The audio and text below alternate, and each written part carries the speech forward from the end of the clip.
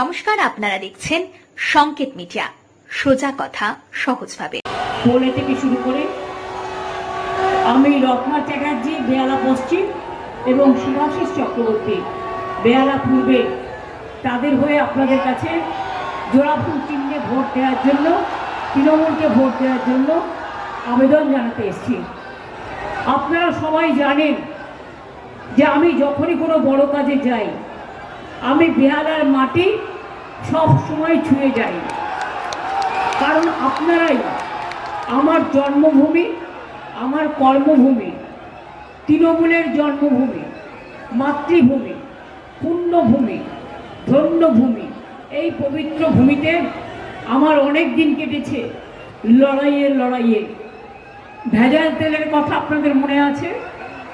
আপনাদের মনে আছে যে রঘুনন্দন তিওয়ারি মারা গিয়েছিল পুলিশের গুলিতে? সেই একই দিনে মারা গিয়েছিল, গুলি খেয়েছিলেন বিমলা দে এবং কুচবিহারের নবীন বিমান হায়দার। তার জন্য অনেক দিন আন্দোলন চলেছিল। আজকে আমার বেহালা আসলে আমার খুব গর্ব হয়, কেন জানেন তো? এই মেট্রো রেলটা আমি পুরো করে দিয়েছিলাম, উদ্বোধনটাও করে গেছিলাম, কাজও চালু করে গেছিলাম। আর আমি সারা কলকাতায় যত মেট্রো রেল, সমস্ত মেট্রো রেলের জন্য 2 লক্ষ কোটি টাকা স্যাংশন করে দিয়েছিলাম। 2 লক্ষ কোটি টাকা।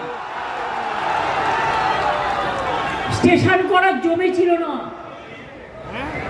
আমাকে তখন মেয়র ছিল শোভন, অনেক হেল্প করেছিল জমি কিনতে এবং বিশেষ করে স্টেশনগুলো করতে, জমি পেতে এবং এই মেট্রো তৈরি করবার জন্য এই দুপাশের রাস্তা আরেকটু বাড়িয়ে দিতে। সবটা আমাকে অনেক সাহায্য শোভন করেছিল। আমি যখন কোনো কাজ করি সবার কথাই মনে রাখি এবং আমার প্ল্যান ছিল তারাতলা টু জোকা নয়, তারাতলা টু জোকা করে তারাতলা দিয়ে পুরো একদম দমদম পর্যন্ত ধর্মতলা এসপ্ল্যানেড হয়ে, এবং তারপরে আমার প্ল্যান ছিল জোকা থেকে ডায়মন্ড হারবার। সমস্ত প্ল্যানিংটাই করা ছিল। এমনকি আপনারা জানেন টালিগঞ্জ টু গড়িয়া, এমনকি এখানে কোনো স্টেডিয়াম ছিল না বলে সত্যজিৎ রায়ের নামে জেমস লং সরণিতে এই স্টেডিয়ামটাও আমি করে গিয়েছিলাম। আমি বেহালার মাটিতে অনেক আন্দোলন করেছি, আপনারা আমাকে অনেক সমর্থন করেছেন। এইবারে বিশেষ করে আপনাদের আমি বলবো, এবারের লড়াইটা, এটা গণতন্ত্রের লড়াইটাকে বিজেপি নামক একটি অপদার্থ পার্টি, যারা বিধর্মী, ধর্মকে মানে না, রামকৃষ্ণ পরমহংসদেবকে মানে না, স্বামী বিবেকানন্দকে মানে না, রবীন্দ্রনাথ ঠাকুরকে মানে না, নজরুল ইসলামকে মানে না, ঈশ্বরচন্দ্র বিদ্যাসাগরকে মানে না, যারা রাজা রামমোহন রায়ের স্বপ্ন জানে না, যারা গান্ধীজিকে 100 দিনের কাজের প্রোগ্রাম থেকে বাদ দেয়, যারা নেতাজি সুভাষচন্দ্র বোসকে সন্ত্রাসবাদী বলেন, তাদের আমি ধিক্কার জানাই। আপনারা জানেন, আমি যদি আপনাদের কথা বলবার আগে 3টে বুলেট বলি, গান্ধীজিকে হত্যা করা হয়েছিল 3টে বুলেটের মাধ্যমে। আর আমি যদি আপনাদের বলি, আমি সাধারণ মানুষকে জিজ্ঞেস করব, 3টে বুলেট প্রধানমন্ত্রী সাহেব বলেছিলেন। কি বলেছিলেন? নাম্বার 1 বুলেট, প্রতি বছর 2 কোটি বেকারকে ক্ষমতা আসলে চাকরি দেবেন। আজকে তো 12 বছর হয়ে গেল, তাহলে 24 কোটি বেকারের চাকরি পাওয়া উচিত ছিল। আপনি একটাও করেছেন? রেলটাকে বিক্রি করে দিয়েছেন, রেল বেচেছেন, সেল বেচেছেন, জেল বেচেছেন, ব্যাংক বেচেছেন, LIC বেচেছেন। এরপর ইলেকশন শেষ হবে, আবার পেট্রোলের মূল্য হু করে বাড়িয়ে দেবে। সব প্ল্যান কষা আছে। ডিজেলের দাম বাড়িয়ে দেবে, গ্যাস পাবেন কিনা তার ঠিক নেই। যেদিন একদিন গ্যাসের সংকট হয়েছিল, বলেছিল 30 দিন আগে বুক করতে হবে। আমি সঙ্গে সঙ্গে যে গ্যাস আমাদের এখানে আছে সেগুলোকে আটকে দিয়েছিলাম। সেই জন্য মনে রাখবেন, গ্যাসটা এখনো আপনারা পাচ্ছেন, আর এরপর গ্যাসটা গ্যাস বেলুন হয়ে যাবে। আজকে জিনিসপত্রের দাম কত বেড়ে গেছে। আজকে আমি আস্তে আস্তে দেখছিলাম, খারাপ লাগছে। অনেক অফিস যাত্রী, বাইরের যাত্রী রাস্তায় রাস্তায় মোড়ে মোড়ে দাঁড়িয়ে আছে, তারা বাড়ি ফিরতে পারছে না। আমি জিজ্ঞেস করলাম এটা কেন হচ্ছে। না তো ইলেকশন এখন তো আমাদের হাতে নেই, সব বাস গাড়ি তুলে নেওয়া হয়েছে, সব মোটর গাড়ি তুলে নেওয়া হয়েছে, ম্যাক্সিমাম বাইকও বন্ধ করে দিয়েছিল, ওটা তো আমরা চালু করিয়েছি কোনো রকমে, তাও কোর্টে কেস করে সবই বন্ধ করে দেবে, যাতে মানুষ অফিসে যেতে না পারে, হসপিটালে যেতে না পারে। বলছে পুলিশের পারমিশন নিতে হবে, যদি আপনার বাবা মা অসুস্থ হয়ে যায় আপনাকে পারমিশন নিতে হবে, ততক্ষণ তো হার্ট অ্যাটাকের রোগী মরে যাবে। এই সামান্যতম বুদ্ধিটুকু নেই। পুরো পশ্চিমবঙ্গ সরকারটাকে দখল করেছে 6 মাস ধরে SIR এর নাম করে। কত মানুষের ভোট কেটেছে বাংলায়? 1,20,00,000। মনে রাখবেন 58 লাখ কেটেছিল মিসম্যাপ এবং মিসম্যাচ। লজিস্টিক্যাল ডিসক্রিপেন্সিটা কি? কই বিহারে তো হলো না, উড়িষ্যায় হলো না, রাজস্থানে হলো না, তোমার রাজ্যে হলো না, বাংলায় কেন হলো? কারণ বাংলার উপর তোমাদের খুব রাগ আছে, তোমরা বাংলা বিদ্বেষী, বাংলা বিরোধী। এটা কি সত্যি নয় যে 60 লক্ষ লোকের নাম লজিস্টিক্যাল ডিসক্রিপেন্সি বলে বাদ দিয়েছিল? তারা কিরকম বাদ আপনাদের একটু জানতে হবে। ধরুন একটা মেয়ের নতুন বিয়ে হয়েছে, সে বাড়ির ঠিকানা চেঞ্জ করেছে, বাদ। ধরুন কোনো মেয়ের নতুন বিয়ে হয়েছে, তার পদবি চেঞ্জ করেছে। এখন মেয়েরা 2টো পদবিও দেয়, কিন্তু আগে যেহেতু একটা পদবি ছিল, ব্যাস বাদ। এবার কি না, তো আপনারা অনেক সময় বাড়ি একটা ফ্ল্যাট কেনার চেষ্টা করেন EMI নিয়ে, ঠিকানা কেন চেঞ্জ করেছেন সব বাদ। এটা নাকি লজিস্টিক্যাল ডিসক্রিপেন্সি, আসলটা তা নয়। বিজেপি ভ্যানিশ ওয়াশিং মেশিন, মানুষের ভোটগুলোকে ভ্যানিশ করে দিচ্ছে যাতে বিজেপি জিততে পারে।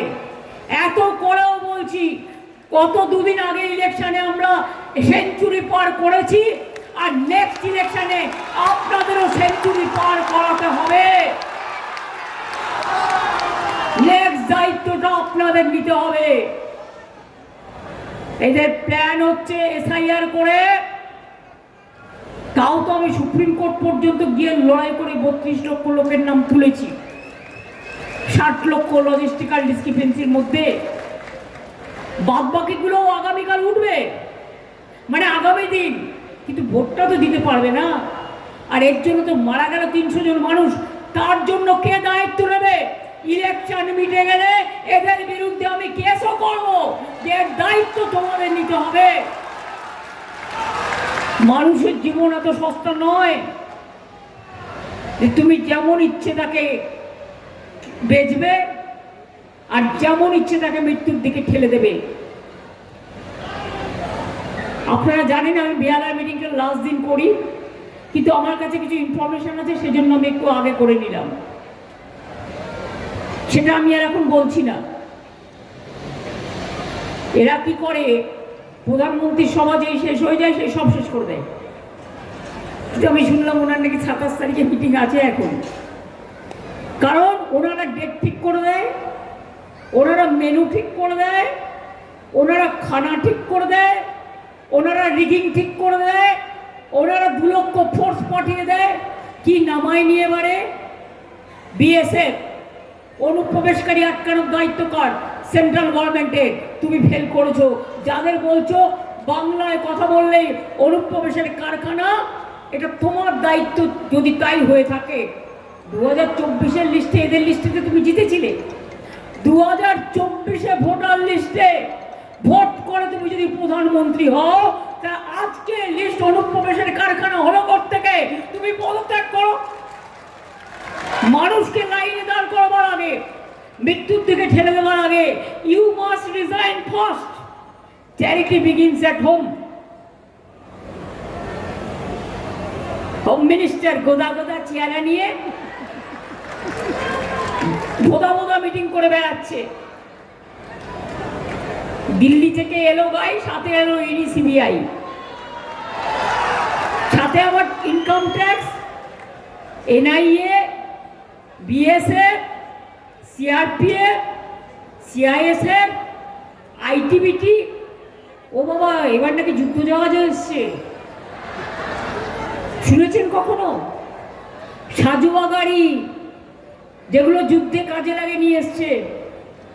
আমি একটা মিটিংও দেখলাম করছে মিলিটারিদের সাথে, ওদের আমরা স্যালুট করি, সম্মান জানাই, কিন্তু কোন জায়গাটায় নিয়ে গেছে বুঝুন।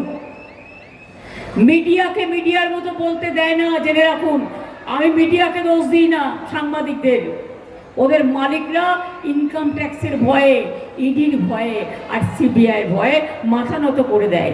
বিজেপি পার্টি অফিস থেকে বলে দেয় কোন দিন সকালে কোন নিউজটা যাবে আর কোনটা যাবে না। এই যে দেখলেন না, মাঝে সার্ভের নাটক হলো, ইলেকশন হয়ে গেলেও তাই করবে। জেনে রাখবেন, ওটা মিডিয়ার সার্ভে নয়, ওটা বিজেপির সার্ভে। একদম বিশ্বাস করবেন না।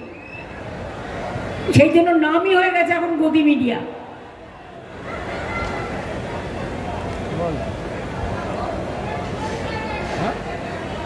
এরা বাংলা দখল করার জন্য ম্যাডি হয়ে গেছে।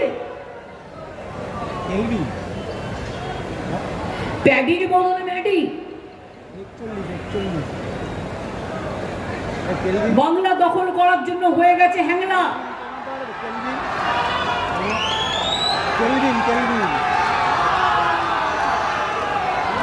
আচ্ছা বলুন তো, আমি একটা ছোট্ট কথা জিজ্ঞেস করি।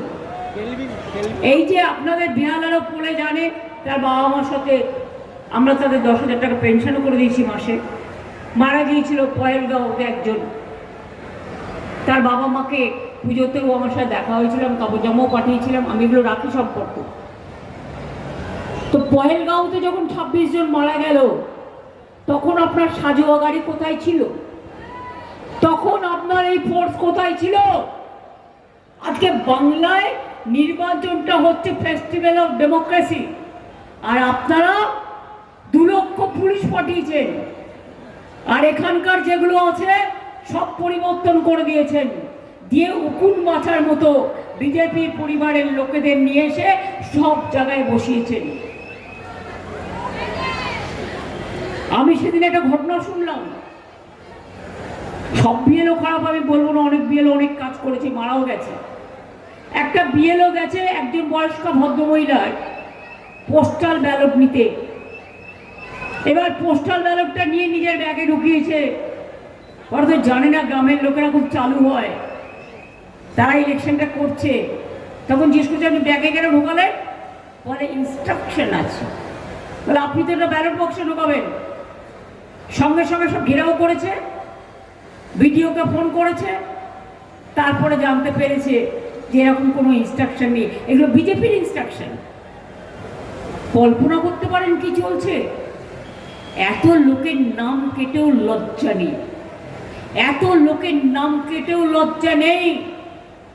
তার উপরেও বলছে স্লো ভোটিং করো।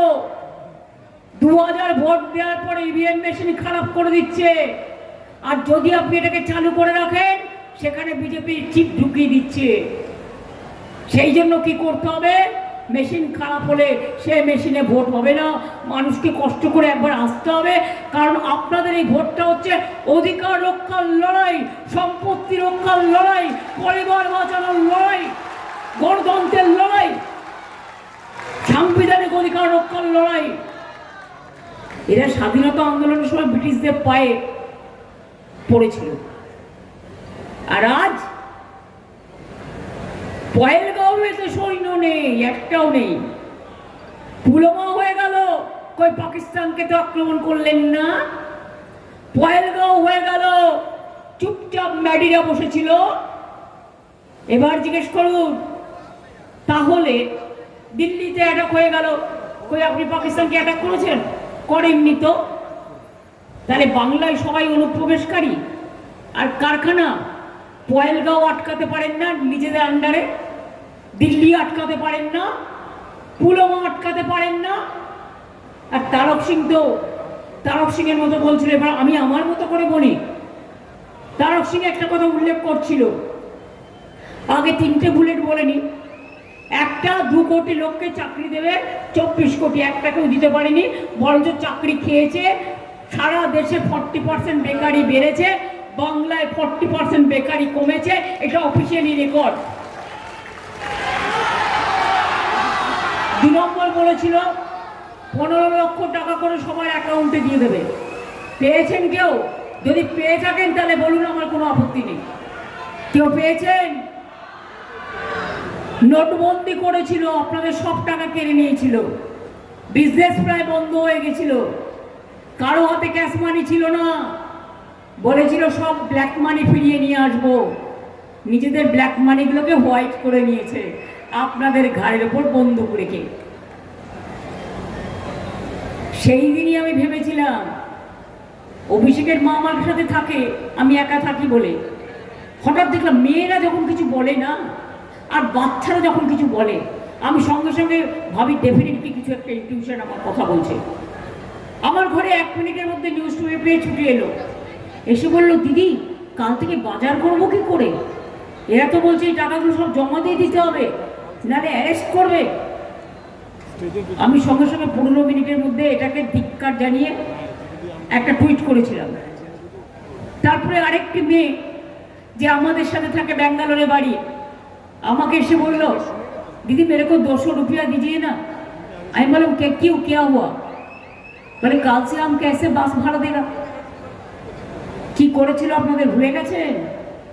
মনে নেই? দোকানদারদের ক্যাশ মানি ছিল, দোকানে বিজনেস চলছিল, তার উপরে রেট চলছিল। এটা কখনো ভুলবেন না।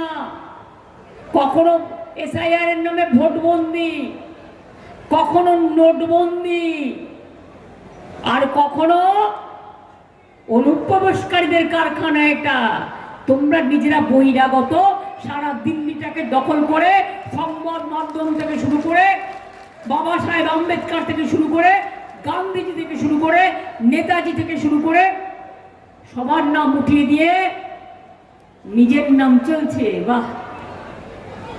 দেখুন, আমরা একটা ছোটবেলা থেকে শিখেছি, আমরা বলি আপন বেদনা সেই জন বোঝে যে জন ভুক্তভোগী, রোগ যন্ত্রণা কভু না বোঝে, হয় নিজে কভু রোগী। নিজের নামে নিজে প্রচার করে যাচ্ছে। একটাই প্রজেক্ট করেছিল, বেটি বাঁচাও বেটি পড়াও। টাকা দিয়েছিল সারা দেশে সম্ভবত 100 কোটি টাকা। আমার কন্যাশ্রীতে বছরে যায় কয়েক হাজার কোটি টাকা। তার মধ্যেও 70% চলে গেছে নিজের আত্মপ্রচারে। এই দেখছেন না, কত হোর্ডিং, কত ইউটিউব, কত ফেস টাইম, সব টাকা দিয়ে। আরে আমাদের পতাকা তো পার্টির কর্মীরা মারে, আর তোমার পতাকা ব্যবসা করা, ধার করা টাকা দিয়ে এজেন্সি মারে।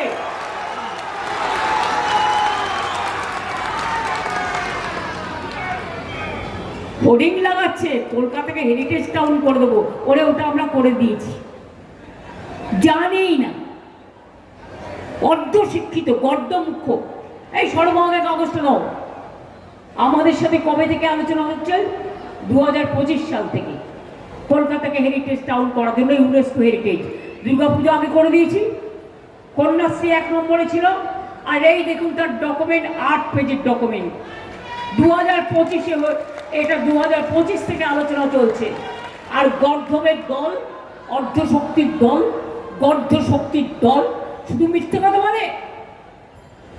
এত মিথ্যার ফুলঝুরি। দেখুন, আমি আপনার কাছে বক্তৃতা দেব না মানে আমি নিশ্চয়ই তৃণমূলের পক্ষে বলবো, আমি নিশ্চয়ই আমার পার্টির বিরুদ্ধে বলবো না।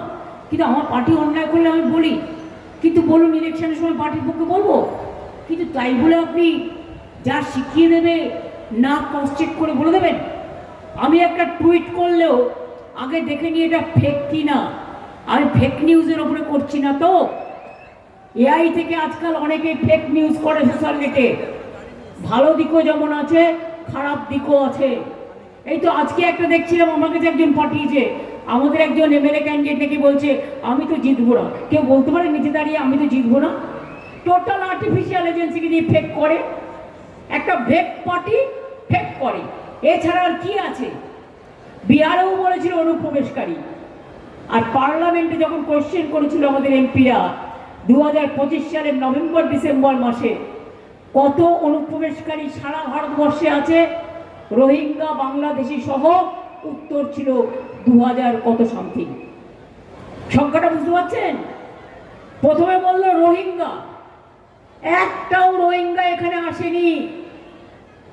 আর যদি ঢুকিয়ে থাকেন আপনি ঢুকিয়েছেন।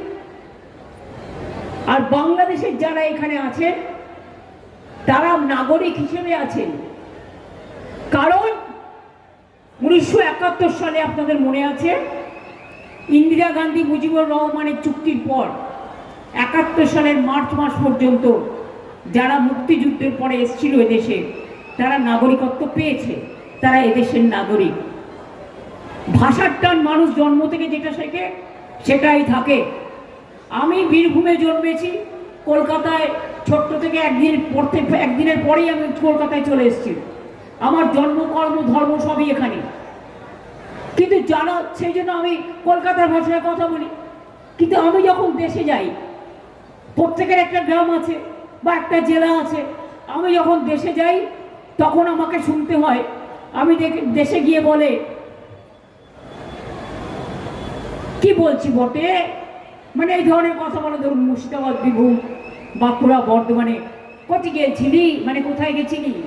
এটা আমাদের অনেক ডিস্ট্রিক্টে আবার বাংলা ভাষার লোকাল ভাষা উচ্চারণ আছে।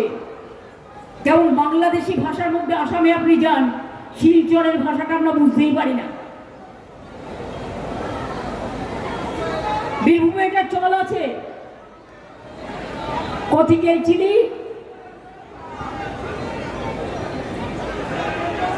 কি হয়েছে ভাই?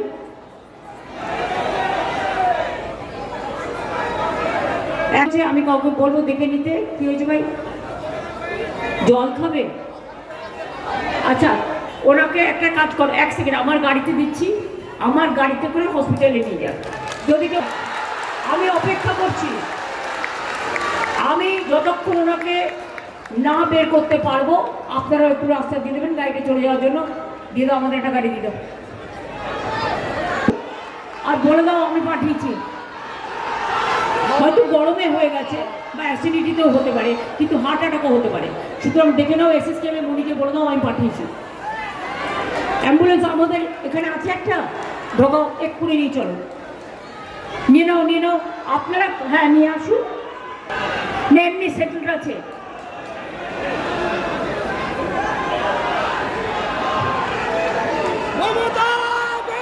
এক সেকেন্ড আমি আসছি, এই দাঁড়াও তো 1 সেকেন্ড, এখানে আমার সিঁড়ির কাছে 1 সেকেন্ড, আমি পালস রেটটা একটু দেখবো। মানুষকে ভালোবাসি, মানুষের কাছে মাথা নত করি। আমরা দিল্লির লাড্ডুদের কাছে মাথা নত করি না, আমরা দিল্লির জমিদারদের কাছে মাথা নত করি না। তাই এবার কি হবে?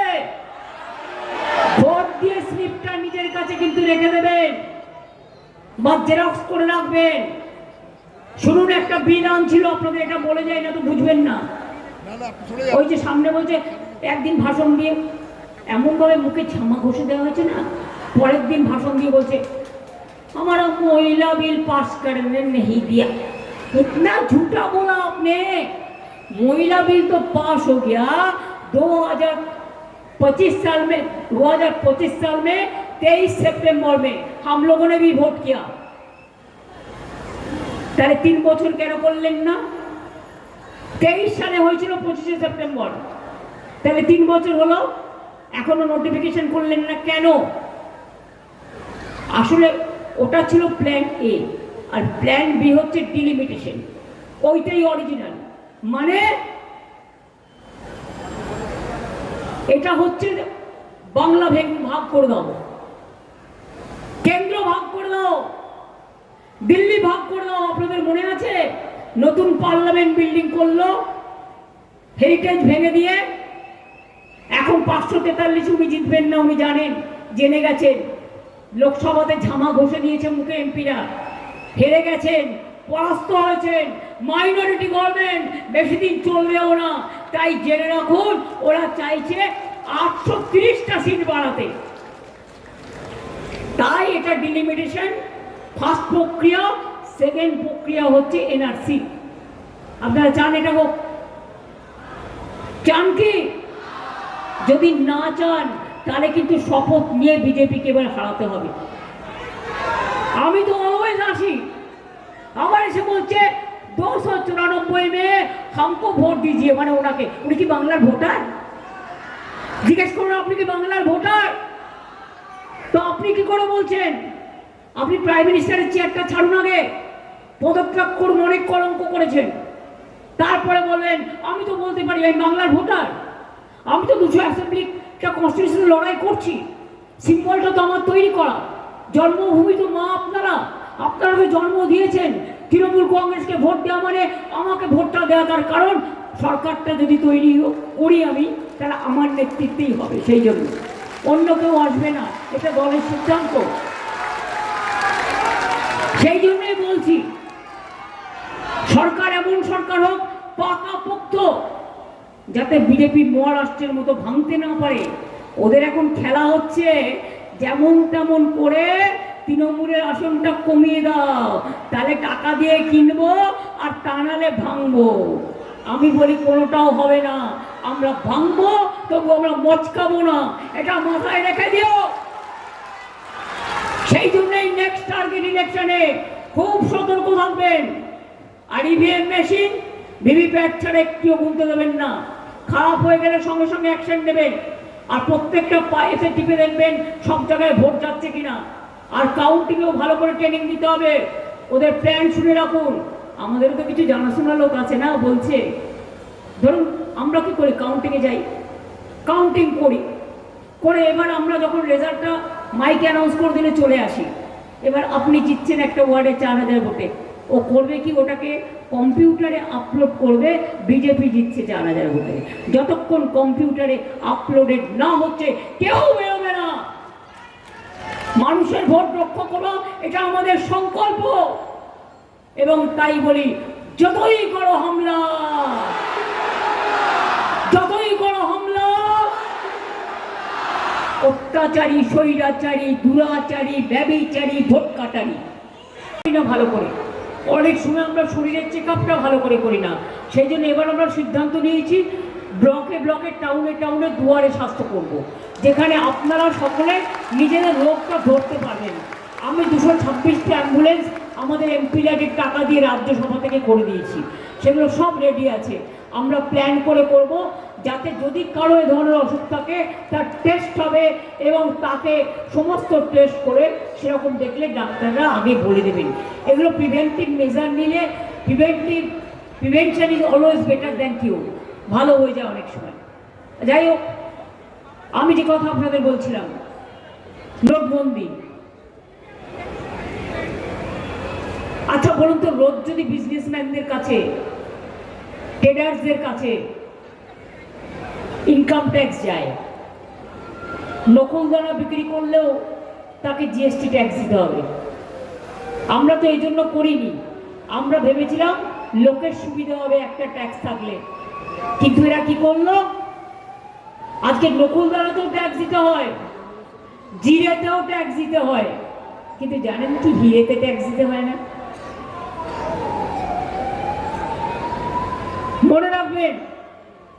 তাহলে এরা বলেছিল 2 কোটি লোকের চাকরি হবে, 15 লাখ টাকা করে ব্যাংক অ্যাকাউন্টে যাবে, পেয়েছেন না? যদি পেয়ে থাকেন বলতেই পারেন পেয়েছেন। আর নোটবন্দি করে বলেছিল ব্ল্যাক মানি ফিরিয়ে নিয়ে আসবে, এনেছে? একটাও আনেনি।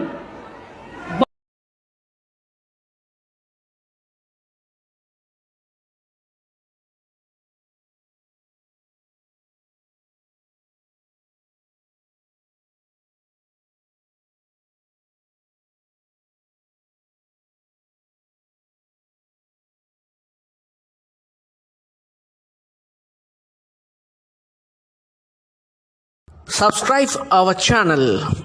Press the bell icon.